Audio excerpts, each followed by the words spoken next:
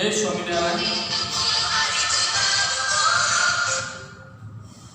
વિદ્યાર્થી મિત્રો, ધોરણ 7 વિષય ગણિત પ્રકરણ 5 રેખા અને ખૂણાઓ. આગળના ભાગની અંદર આપણે કોટિકોણ, પૂરક કોણ, રૈખિક જોડ, અનુકોણ, આસન કોણ આના વિશે અભ્યાસ કર્યો. આજે આપણે છેદિકાથી બનતા ખૂણાઓ વિશે વિચાર કરીશું. સૌથી પહેલું છેદિકા.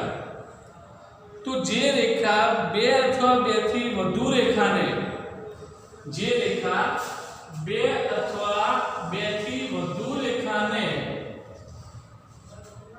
બે ભિન્ન બિંદુમાં છેદે, બે ભિન્ન બિંદુમાં છેદતી હોય તો તેને છેદિકા કહેવાય.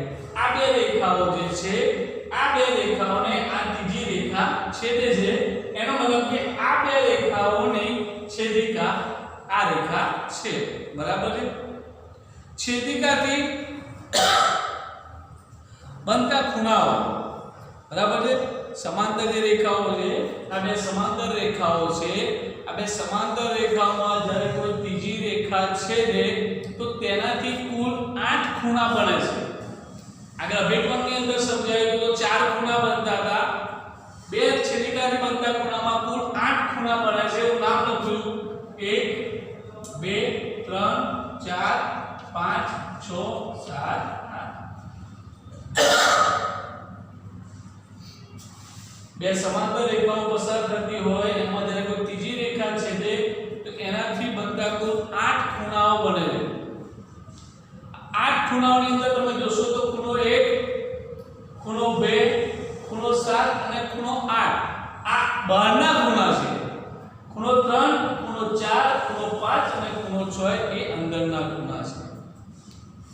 બે રેખાઓ સમાંતર પસાર થતી હોય એમાં જ્યારે કોઈ ત્રીજી રેખા એને છેદે એની બધા 8 ખૂણા પૈકી અનુકોણની જોડ, યુગ્મકોણની જોડ અને છેદિકાના એક જ બાજુના અંતઃકોણની જોડ બને છે. સૌથી પહેલા લખ્યું અનુકોણની જોડ.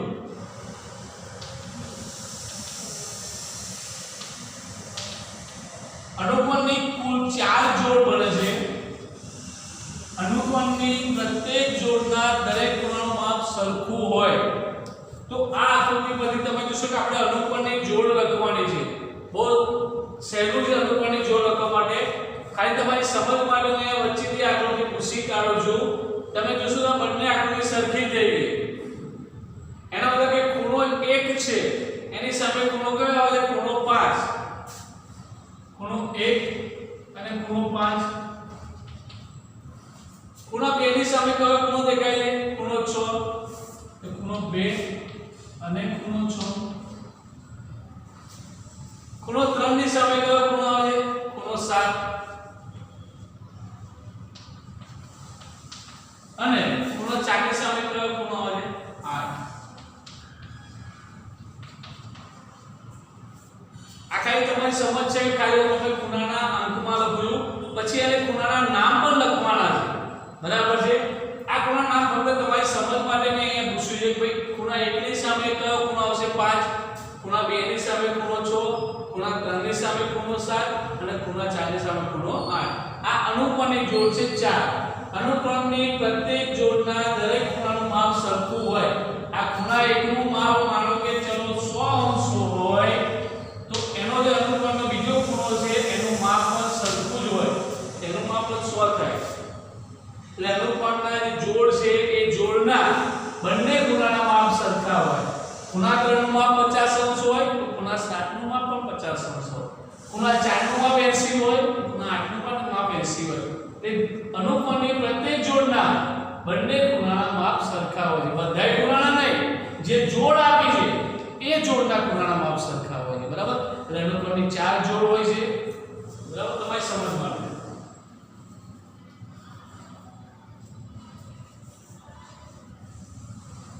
અનુકોણની જોડ થઈ. આપણે અંતઃયુગ્મકોણની જોડ લખવાની છે. અંતઃયુગ્મકોણની જોડ તમે જોશો તો તમને કઈ આકૃતિ દેખાય? Z. જો ધ્યાનથી જોજો. બે Z છે, છતો Z બાજુમાં લખી દઉં છું તમારી યાદ માટે.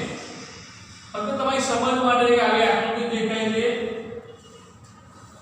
જેને તમારે અંતરયુગ્મ કોણ છે અહીં 4 અને 6 છે તો અહીંયા 4 લખું છું અહીંયા 6 લખું છું અહીંયા 3 છે અને 5 છે અહીંયા 3 અને 5 તેનો મતલબ કે ખૂણો 4 અને ખૂણો 6 ખૂણો 3 અને ખૂણો 5 આ યુગ્મ કોણની જોડ છે 4 અને 6 3 અને 5 તમે જોશો તો z મળે છે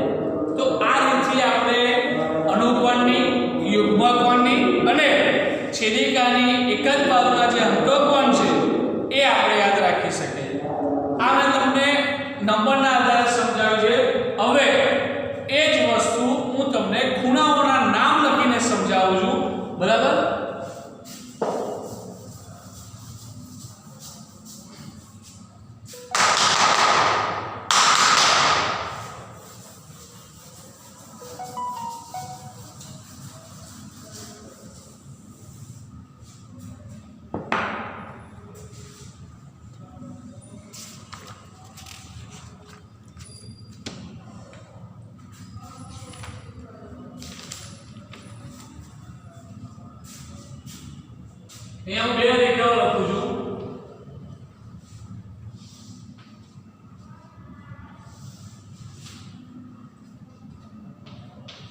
AB CD PQ XY બે સમાંતર રેખાઓ રેખા AB અને રેખા CD એની છેદી કરે રેખા PQ એ રેખા AB ને x બિંદુમાં છેદે છે રેખા CD ને y બિંદુમાં છેદે એનાથી બનતા 8 ખૂણાના નામ લખું યાદ રાખજો હું ખાલી નંબર લખાવું કાઈ તમારી જાણ માટે 1 2 3 4 5 6 7 8 બરાબર છે 8 ખૂણાના નામ લખું પહેલા સૌથી પહેલા યાદ રાખવાનું છે પહેલા ખૂણાનો માપ છે ધ્યાન રાખવાનું PXA એ ખૂણાનો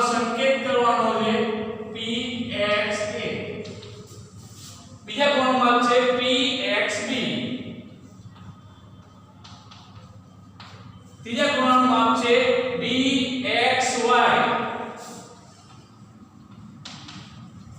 અને ચોથા ખૂણાનું માપ છે AXY બરાબર એટલે પાંચમા ખૂણાનું માપ અહીંથી શરૂ થશે XYC છઠ્ઠા ખૂણાનું માપ XYD સાતમા ખૂણાનું BYQ આઠમા ખૂણાનું માપ છે CYQ થઈ ગયા આઠે આઠ ખૂણા PXA PXB BXY AXY XYC XYD DYQ CYQ આપણે આઠે આઠ ખૂણાના નામ લખ્યા આઠે આઠ ખૂણામાં હવે આપણે અનુપમની જોડ લખીશું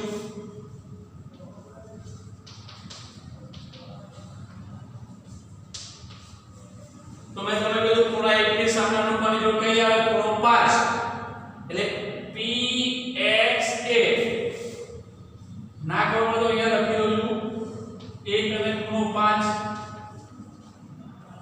2 અને ખૂણો 6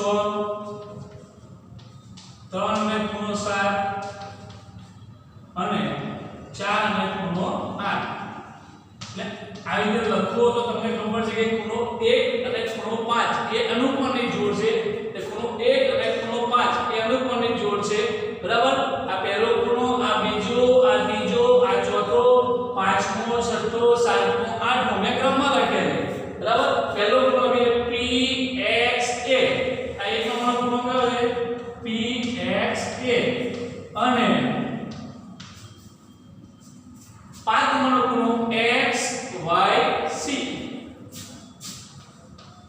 XYC એટલે બીજા નંબરનો ખૂણો મેં ઉપર લખેલો PXB અને XYD XYD 6 નંબર બરાબર ત્રીજા નંબરમાં 3 નંબરનો ખૂણો છે PXY અને આગળનો ખૂણો છે DYQ બરાબર DYQ ચોથા નંબરનો ખૂણો AXY અને કયો છે CYQ બરાબર ડાયરેક્ટ નામ કરતા આવે તો આ નંબર લખી દેવાના અને નંબર લખીને એકની સામે 5 નંબરનો ખૂણો આવશે બેની સામે 6 નંબરનો ખૂણો આવશે ત્રણની સામે 7 નંબરનો ખૂણો આવશે ચારની સામે 8 નંબરનો ખૂણો આવશે એ અનુપમની જોડ છે અનુપમની જોડ પછી આપણે જોઈએ તો યુગ્મકોણની જોડ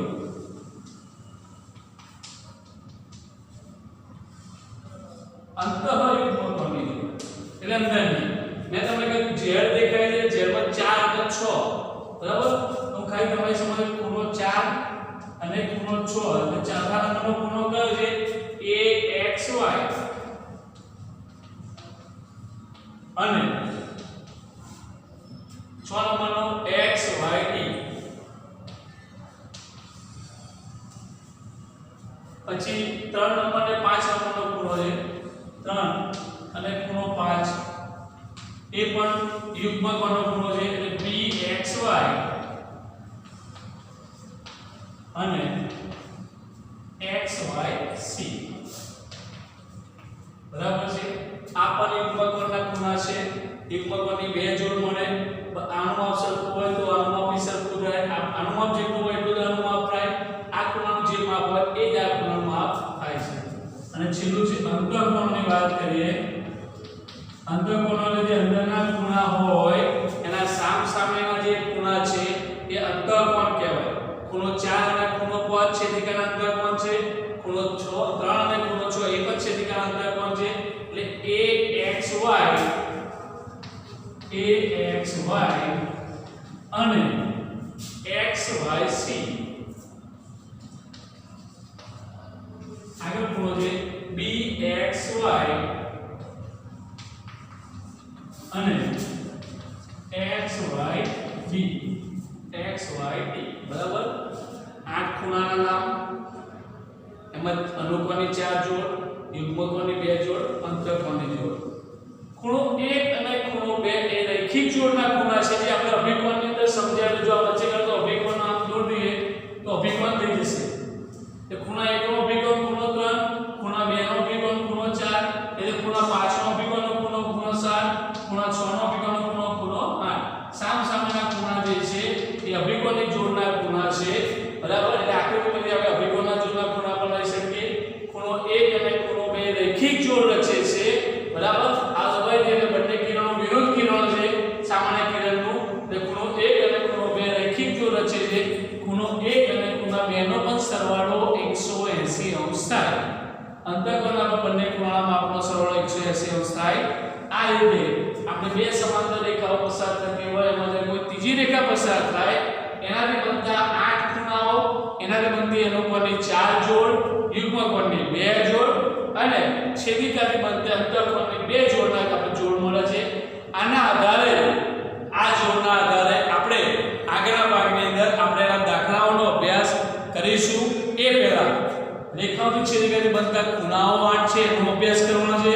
એનાથી બનતી જોડ જે છે અનુકોણની જોડ, યુગ્મકોણની જોડ અને અંતઃકોણની જોડ, આ જોડનો ખાસ અભ્યાસ કરવાનો છે. આ જોડને લખવાની પણ છે અને એ જોડના નામ તમને આવડશે તો એના પરથી દ્વારા પૂછાતા જે દાખલા છે એ તમે ગણી શકશો. આ ભાગ સુધી આપણે રાખીએ છીએ. આગળના ભાગની અંદર આપણે સ્વાધ્યાય 5.2 નો અભ્યાસ કરીશું. ત્યાં સુધી જય સ્વામિનારાયણ.